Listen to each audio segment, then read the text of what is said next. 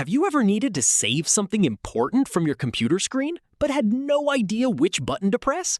Maybe it was an error message, an online receipt, a funny conversation, or an important part of a website.